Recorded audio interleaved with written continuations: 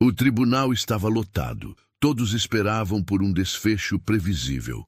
De um lado, Dr. Álvaro Monteiro, um advogado renomado, frio e implacável. Do outro, Gabriel Silva, um jovem negro de origem humilde que ousava enfrentá-lo. Álvaro sorriu com desprezo. Um garoto como você acha que pode me vencer? A plateia riu baixinho. O juiz nada fez. Mas Gabriel manteve a postura firme, olhou nos olhos do advogado e respondeu sem hesitar. Se o senhor realmente acredita nisso, então... Já perdeu este caso. O tribunal mergulhou em silêncio. O jogo tinha começado a virar. O juiz bateu o martelo com firmeza. O tribunal está em sessão. Os murmúrios cessaram e o julgamento começou oficialmente. Todos sabiam que aquele caso era importante, mas não apenas pelo que estava em jogo, e sim pela disputa que ocorreria dentro daquele tribunal. De um lado, Dr. Álvaro Monteiro, um dos advogados mais respeitados do país. Rico, influente e temido, ele nunca havia perdido um caso. Do outro, Gabriel Silva, um jovem negro de origem humilde que, contra todas as probabilidades, estava ali para defender sua própria causa.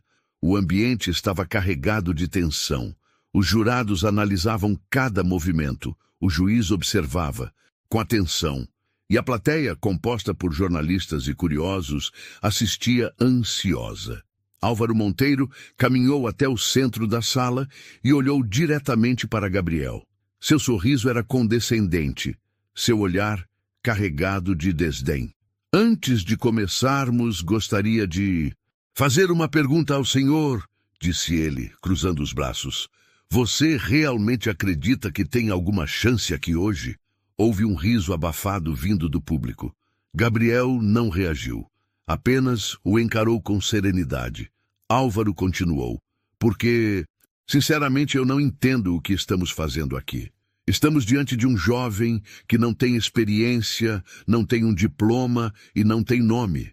E ainda assim, ele acredita que pode me enfrentar? Gabriel respirou fundo. Sabia que aquele era um teste. O advogado queria desestabilizá-lo, ridicularizá-lo na frente de todos, mas ele não cairia nessa armadilha. Em vez de responder de imediato, Gabriel ajeitou o paletó, pegou um pequeno caderno de anotações e folheou algumas páginas com calma. O silêncio na sala era absoluto. Todos esperavam para ver como ele reagiria. Então ele ergueu os olhos e falou com voz firme. Se o senhor realmente acredita nisso, então já perdeu este caso.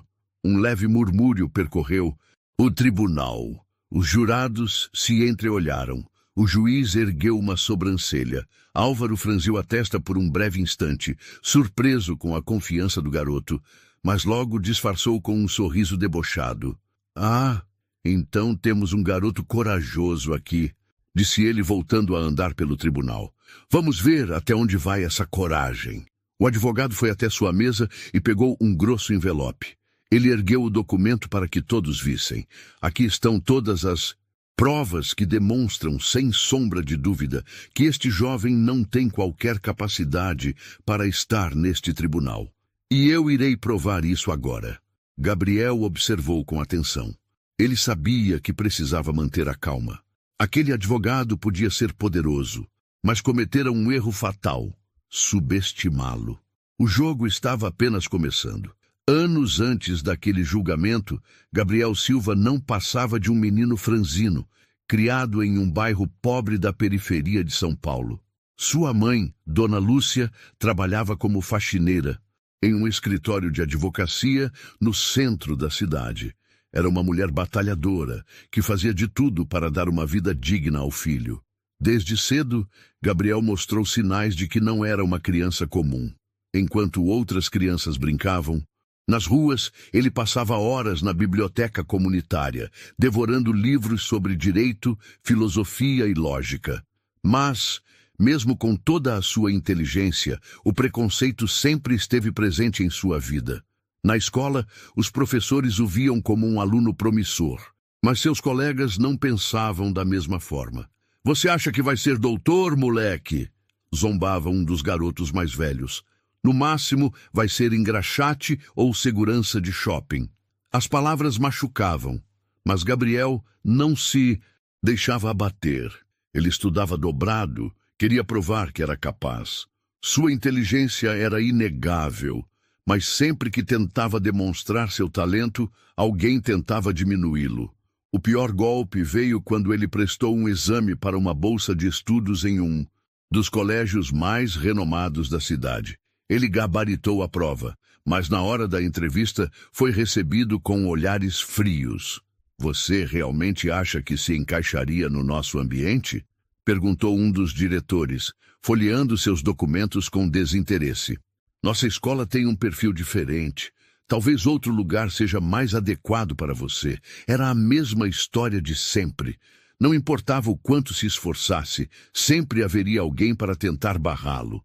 Mas Gabriel não desistiu. Ele sabia que precisava de uma oportunidade, e ela veio de um lugar inesperado, o escritório onde sua mãe trabalhava. Dona Lúcia sempre falava do filho para o advogado-chefe do escritório, Dr. Ernesto Vasconcelos, um homem mais velho, sério, mais justo. Um dia, ao ver Gabriel esperando pela mãe no corredor, ele resolveu puxar conversa. "Sua mãe fala muito de você. Diz que gosta de livros difíceis", comentou o advogado. "Eu gosto de entender como as coisas funcionam", respondeu Gabriel, tímido. "E o que acha das leis?" O jovem brilhou os olhos. "Acho que a lei pode ser a arma mais poderosa do mundo, quando usada corretamente." O advogado sorriu, surpreso com a resposta. Ele decidiu testar Gabriel fazendo perguntas sobre casos famosos. O que era para ser uma conversa casual virou um verdadeiro interrogatório jurídico, e Gabriel respondeu a todas as questões com precisão. Dr. Ernesto ficou impressionado. "Você é brilhante, garoto", disse ele, "e brilhos assim não podem ser desperdiçados." Foi então que tudo começou a mudar. O advogado decidiu dar uma chance ao jovem e o convidou para estagiar no escritório, mesmo sem formação. Gabriel começou como auxiliar, mas rapidamente chamou a atenção de todos pela sua capacidade de entender e desmontar argumentos jurídicos. Contudo, nem todos ficaram felizes com sua ascensão. Outros advogados do escritório não aceitavam que um garoto negro e pobre tivesse tanto talento. "Ele pode até ser esperto, mas nunca será um de nós", cochichavam nos corredores. Mas Gabriel não ligava. Ele sabia que só havia uma maneira de vencer aquele preconceito, sendo melhor do que todos esperavam. E foi com essa mentalidade que ele chegou até aquele tribunal. Agora, diante de um dos maiores advogados do país, ele finalmente teria a chance de provar que era muito mais do que um garoto pobre tentando sonhar alto. Ele era um gênio. E Álvaro Monteiro logo descobriria isso da pior forma possível. O dia do julgamento chegou. Gabriel sentia seu coração bater forte no peito, mas não deixava transparecer. Ao seu lado, Dr. Ernesto o observava com um olhar atento, avaliando cada detalhe. O tribunal estava lotado. O caso, que antes parecia insignificante para muitos, agora chamava a atenção da imprensa e dos curiosos. Mas o que realmente fazia aquele julgamento especial era o embate que estava prestes a acontecer. Gabriel ajeitou a gravata e respirou fundo ao ver Álvaro Monteiro entrar no tribunal. O advogado caminhava com passos firmes, um leve sorriso de canto nos lábios, carregando a confiança de alguém que já se considerava vencedor antes mesmo da batalha começar. Ele se aproximou de Gabriel, parou ao seu lado e, sem precisar baixar a voz, fez questão de provocá-lo. "Espero que tenha vindo preparado, garoto. Gosto de vitórias rápidas." Gabriel não se intimidou. Apenas olhou para o advogado e respondeu com um tom tranquilo. "Então o senhor vai se decepcionar." O tribunal se acomodou. O juiz deu início à sessão. E logo a acusação começou sua apresentação. Álvaro Monteiro era um mestre da retórica. Seu discurso era impecável. Cada palavra escolhida meticulosamente para manipular o júri e reforçar a ideia de que o réu era culpado.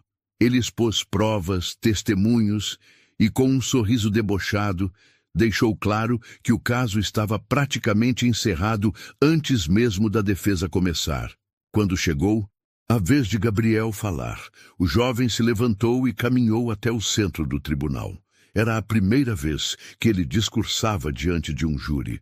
Podia sentir os olhos de todos sobre ele, alguns curiosos, outros duvidosos, mas ele não tremia. Com voz firme, começou a expor sua defesa. Ao contrário de Álvaro, Gabriel não usou palavras complicadas ou discursos pomposos. Ele falava de forma clara, direta, desmontando cada argumento da acusação com uma lógica afiada e incontestável.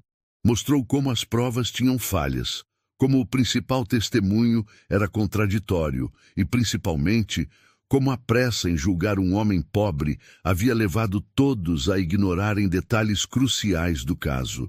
Álvaro, que antes assistia tudo com ar de superioridade, começou a se mexer na cadeira. Aquilo não estava nos planos. O garoto não apenas sabia argumentar, ele era brilhante. Quando Gabriel apresentou a inconsistência do testemunho da acusação, o murmúrio no tribunal aumentou. O juiz fez questão de pedir silêncio, mas já era tarde. O estrago estava feito. Gabriel havia exposto uma falha grave na acusação e isso colocou Álvaro contra a parede. Você tem coragem, garoto, disse Álvaro ao se levantar para seu contra-ataque. Mas inteligência sem experiência é apenas uma faca sem fio. Ele tentou recuperar o controle, fez novas perguntas, tentou pegar Gabriel em contradição. Mas o jovem respondia com precisão, desmontando suas investidas uma por uma. O tribunal assistia a tudo, em choque. Ninguém esperava que aquele garoto, desacreditado desde o início, conseguisse enfrentar um dos melhores advogados do país de igual para igual. Quando o juiz anunciou um breve intervalo antes da decisão final, Gabriel voltou para seu lugar. Seu coração ainda batia acelerado, mas agora por outro motivo. Ele sabia que havia causado um impacto. Sabia que tinha feito algo que ninguém esperava. Do outro lado da sala, Álvaro Monteiro estava sério. Pela primeira vez em muito tempo, ele não tinha certeza da vitória. O jogo estava mudando. O tribunal estava carregado de tensão. O juiz bateu o martelo, anunciando que a sessão prosseguiria. Os olhos da plateia estavam fixos no garoto que ousava enfrentar um dos advogados mais poderosos do país. Gabriel manteve a postura firme. Ele sabia que não seria fácil, mas já havia passado por desafios muito maiores na vida. Álvaro Monteiro se levantou lentamente, ajeitou o paletó e caminhou até o centro da sala. Seu olhar era de puro desprezo, mas sua voz soava calma, quase gentil. Senhoras e senhores do júri, o que temos aqui hoje? Um garoto talentoso, talvez, ambicioso, sem dúvida, mas capaz. Isso eu deixo para os senhores decidirem. Ele sorriu e caminhou até a mesa da acusação, pegando um maço de papéis. Vamos aos fatos. O réu foi encontrado próximo ao local do crime. Testemunhas afirmam que ele foi visto correndo pela rua logo após o assalto. E, aqui, nestes documentos, temos uma confissão assinada. Ele levantou a folha e a girou lentamente para que todos pudessem ver. Confissão essa que, curiosamente, só foi questionada agora, no tribunal, por um jovem inexperiente que acredita que sabe mais do que os advogados e promotores que atuam há décadas. Alguns jurados assentiram, outros mantiveram expressões neutras. Gabriel observava cada detalhe, analisando a reação de todos. Ele sabia que Álvaro era um mestre em manipular plateias. E então, meu jovem? Álvaro virou-se para Gabriel. O que tem a dizer sobre isso? Gabriel se levantou com calma. Ele caminhou até o centro do tribunal e olhou diretamente para os jurados. Sua voz era firme, mas serena. Senhores, eu peço que olhem para essa folha novamente. A confissão do réu foi escrita à mão, assinada em um papel qualquer, sem presença de um advogado. Não há nenhuma gravação, nenhuma prova de que ele realmente declarou isso voluntariamente. Ele pegou um documento de sua mesa e ergueu. Agora, comparem com a ficha de registro do meu cliente. As assinaturas não coincidem. Isso significa que a acusação está usando uma prova que, no mínimo, é questionável. O tribunal ficou em silêncio. Álvaro franziu a testa, mas logo recuperou sua compostura. Então, o senhor sugere que essa confissão foi forjada? Sugiro que o senhor responda por que um homem inocente assinaria uma confissão que nem corresponde à sua própria caligrafia. O murmúrio tomou conta da sala. O juiz bateu o martelo exigindo silêncio. Álvaro Monteiro apertou os lábios. Pela primeira vez, ele não tinha uma resposta imediata. E Gabriel sabia que esse era apenas o começo da virada. O silêncio no tribunal era absoluto. Álvaro Monteiro, que até então demonstrava confiança inabalável, agora parecia medir suas palavras com mais cautela. Ele folheou rapidamente os papéis em sua mesa, como se procurasse um contra-argumento imediato. Mas Gabriel já sabia que seu golpe havia acertado. O jovem se manteve de pé, olhando diretamente para o júri. Ele sabia que esse era o momento certo para aprofundar a dúvida na mente dos jurados. Quero que todos aqui se façam uma pergunta simples. Por que alguém confessaria um crime que não cometeu? Gabriel pausou, dando tempo para que cada um refletisse. Medo, pressão, coação. São essas as únicas respostas possíveis. Ele se virou para a promotoria. No entanto, em nenhum momento a acusação apresentou uma gravação, um vídeo ou qualquer outro registro que comprove que essa confissão foi feita sem influência externa. Álvaro Monteiro respirou fundo. Não era comum vê-lo hesitar, mas dessa vez ele sabia que precisava de algo sólido para recuperar o controle. A defesa está se aproveitando de detalhes irrelevantes para desviar o foco do caso, disse ele, finalmente recompondo-se. Não podemos esquecer que o réu foi visto na cena do crime. Gabriel cruzou os braços e assentiu lentamente. Exato, doutor, mas também não podemos esquecer que estar perto do crime não significa cometer o crime. Ele virou-se para o juiz. Senhor juiz, com sua permissão, gostaria de apresentar um novo documento. O magistrado fez um gesto afirmativo, permitindo que Gabriel continuasse. O jovem pegou uma pasta e retirou um papel que até aquele momento ninguém havia mencionado. Aqui está um depoimento de um homem que foi ignorado pela promotoria. Seu nome é Marcos Ferreira. Ele estava na rua na noite do crime e viu um homem de roupa escura correndo na direção contrária à do meu cliente. Gabriel caminhou até os jurados, entregando cópias do depoimento a cada um. Essa testemunha descreveu o verdadeiro suspeito, alto, magro e usando um boné preto. Agora, comparem isso com o meu cliente.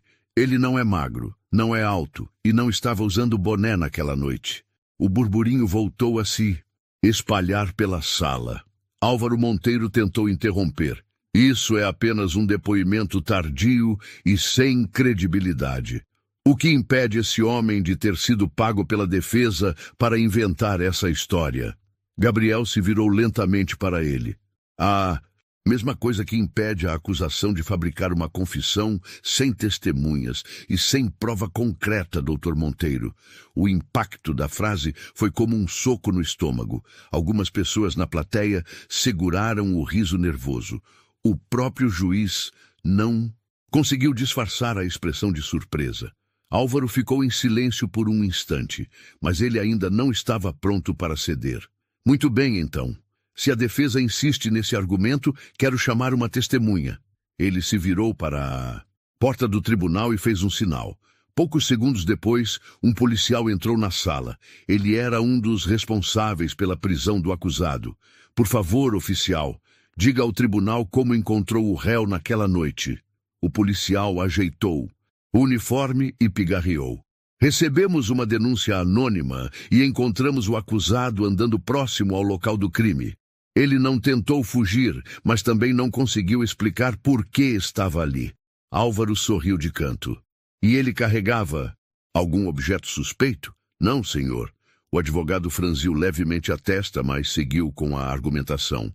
Ainda assim, ele estava lá, o que nos leva de volta ao início. Se ele não tivesse relação com o crime, por que estava naquela rua àquela hora? Gabriel, que até então ouvia tudo em silêncio, deu um passo à frente. Permita-me perguntar algo ao oficial. O juiz autorizou. Oficial, qual foi o horário exato da prisão do meu cliente? O policial consultou seu relatório. Por volta de 23h40, Gabriel assentiu e se virou para os jurados. Agora, olhem este documento. Ele pegou uma folha da mesa e ergueu no ar. Esse é um registro de ponto de um restaurante onde meu cliente trabalha como auxiliar de cozinha. Aqui consta que ele saiu do serviço às 23h20. O restaurante fica a 5 quadras do local do crime. Ele deixou que todos absorvessem aquela informação.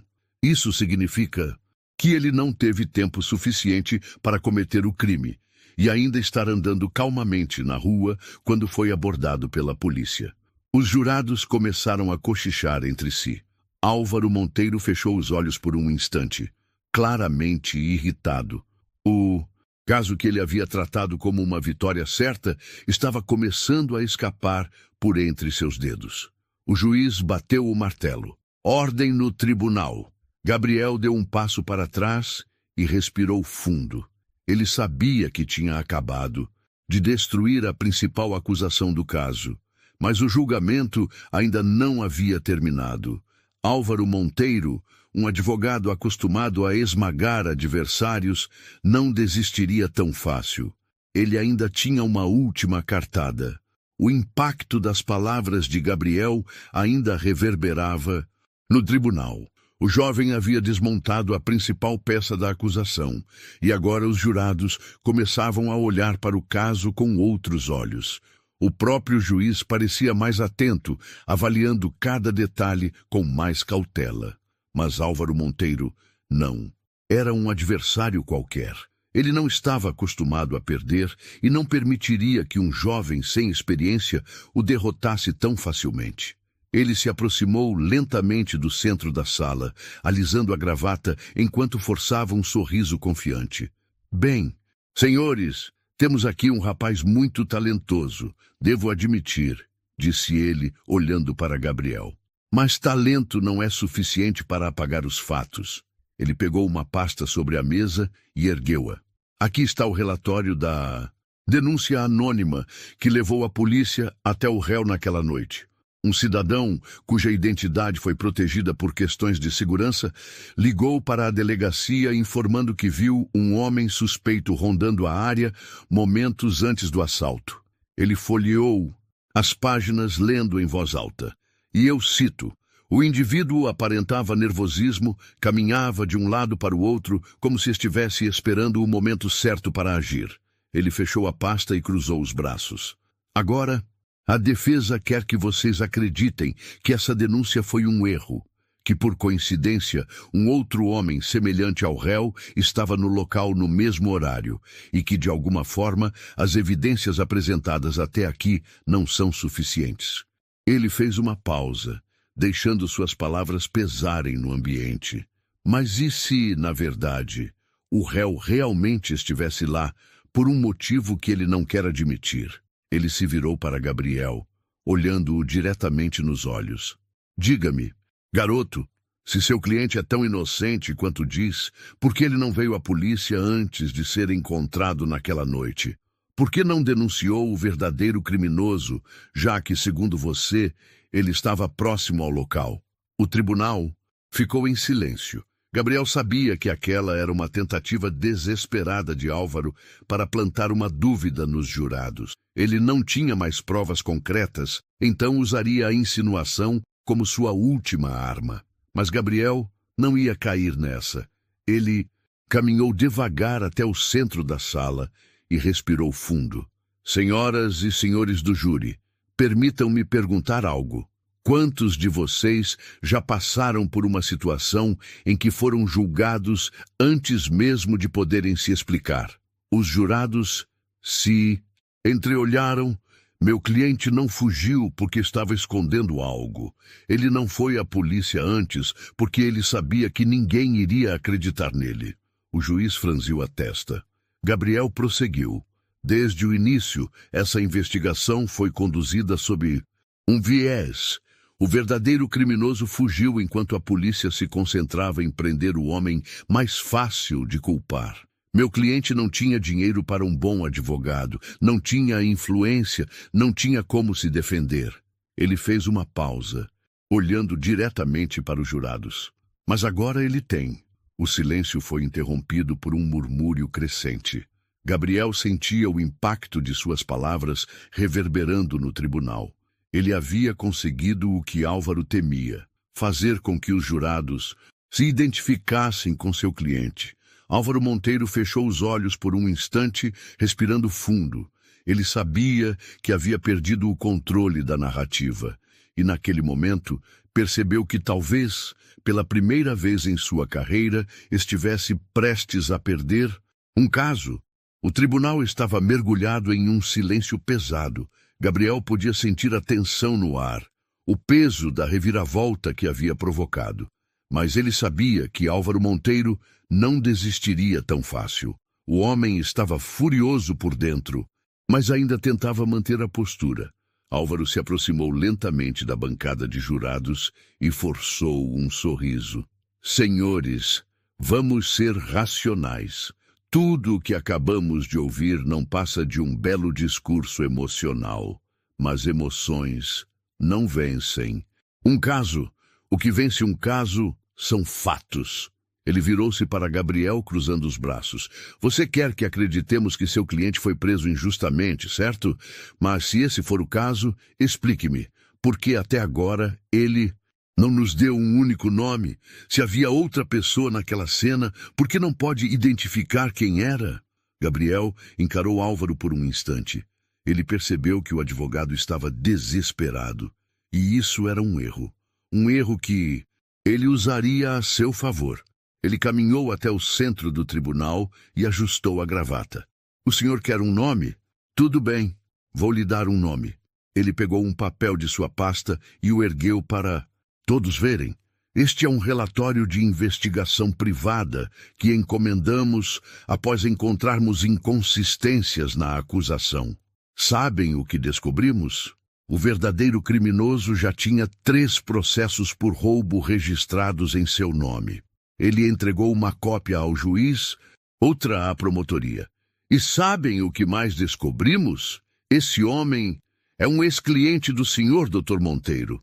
A sala explodiu em murmúrios. Álvaro arregalou levemente os olhos. Gabriel sorriu internamente. Era isso. O golpe final. O juiz bateu o martelo. Ordem no tribunal! Gabriel continuou, sua voz agora transbordando confiança. Esse homem que fugiu na noite do crime e deixou meu cliente para ser preso já foi defendido pelo senhor neste mesmo tribunal em um caso de furto há 2 anos. E agora, Dr. Monteiro, eu lhe pergunto, o senhor quer mesmo falar sobre fatos? O silêncio que se seguiu foi ensurdecedor. Álvaro Monteiro, sempre tão seguro de si, abriu a boca para responder, mas nenhuma palavra saiu. Ele não tinha saída. Os jurados se entreolhavam. A expressão do juiz era impassível, mas era evidente que o rumo do caso havia mudado completamente. Gabriel deu um passo à frente, olhando diretamente para Álvaro. O senhor passou esse julgamento inteiro tentando me humilhar, tentando me descredibilizar, tentando transformar essa audiência em um espetáculo onde eu fosse a piada. Mas parece que, no fim das contas, o único que caiu em sua própria armadilha foi o senhor. A plateia explodiu em cochichos. Jornalistas anotavam freneticamente, alguns trocando olhares surpresos. Álvaro Monteiro estava derrotado. Pela primeira vez em sua carreira, ele não tinha como responder. E Gabriel sabia que, naquele momento, a vitória já era dele. O tribunal ainda estava tomado pelo impacto da revelação. Álvaro Monteiro, que até então controlava a narrativa com absoluta confiança, agora parecia pequeno diante de todos. Sua expressão estava carregada de incredulidade, como se não conseguisse aceitar o que acabara de acontecer. O juiz pigarreou, trazendo o foco de volta para si. A defesa tem mais alguma consideração final antes de encerrarmos? Gabriel respirou fundo. Ele sabia que esse era o momento definitivo. Ele se aproximou dos jurados e falou com firmeza. Senhores, o que testemunhamos hoje não foi apenas um julgamento. Foi a luta de um homem contra um sistema que muitas vezes condena antes mesmo de ouvir.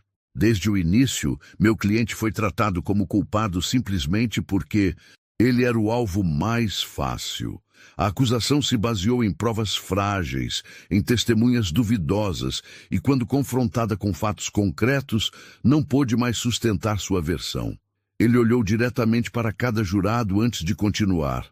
Se permitirmos que essa injustiça aconteça, estaremos dizendo que qualquer um pode ser preso sem provas, apenas porque alguém decidiu apontar o dedo. Isso não é justiça. Justiça é olhar para os fatos e ter a coragem de admitir quando um erro foi cometido. Ele fez uma pausa, deixando que suas palavras fossem absorvidas. E agora eu pergunto a vocês: vocês vão permitir que um homem inocente pague por um crime que ele não cometeu? O silêncio na sala era absoluto. O juiz, então, se virou para os jurados. O júri pode se retirar para deliberar. Gabriel voltou ao seu lugar. Sentiu sua mãe, sentada na plateia, apertar as mãos em oração silenciosa. Seu coração batia forte, mas ele sabia que havia feito tudo o que podia. Agora restava esperar. Os minutos pareceram horas. A sala permanecia em absoluto suspense até que os jurados retornaram. O juiz pegou o envelope com o veredicto e abriu, lendo-o atentamente antes de levantar os olhos para a sala. O júri chegou a uma decisão. Gabriel sentiu o ar desaparecer por um momento. O juiz respirou fundo e então declarou: o réu é considerado inocente de todas as acusações. Por um segundo, o silêncio reinou no tribunal. Então, um burburinho começou e, em questão de segundos, a plateia explodiu em aplausos. A mãe de Gabriel deixou escapar um soluço de alívio. O réu, que havia sido tratado como criminoso por tanto tempo, caiu em lágrimas, agradecendo a Deus e a Gabriel por ter acreditado nele. Gabriel fechou os olhos por um instante. Ele conseguiu. Álvaro Monteiro, derrotado, recolheu seus papéis e saiu do tribunal sem dizer uma palavra. Seu nome, antes sinônimo de invencibilidade, agora carregava a mancha de uma humilhação pública. Dr. Ernesto se aproximou de Gabriel e pousou uma mão em seu ombro. Você não foi apenas brilhante hoje, Gabriel. Você fez história. Gabriel sorriu. Ele sabia que aquele dia mudaria sua vida para sempre. Quando saiu do tribunal, o sol brilhava forte no céu. Ele respirou fundo, sentindo o ar fresco encher seus pulmões. Aquele era apenas o começo. Virou-se para sua mãe, que o abraçou com orgulho. Eu sempre soube que você chegaria longe, meu filho. Ele olhou para o horizonte e respondeu com um sorriso confiante. E eu ainda nem comecei. Agora era oficial. O garoto que ninguém acreditava se tornaria um dos maiores advogados do país. E aquele julgamento seria lembrado para sempre. E você, já viveu ou já viu uma situação onde alguém foi desacreditado, mas provou seu valor? Comente aqui e não se esqueça de se inscrever para mais histórias inspiradoras como essa.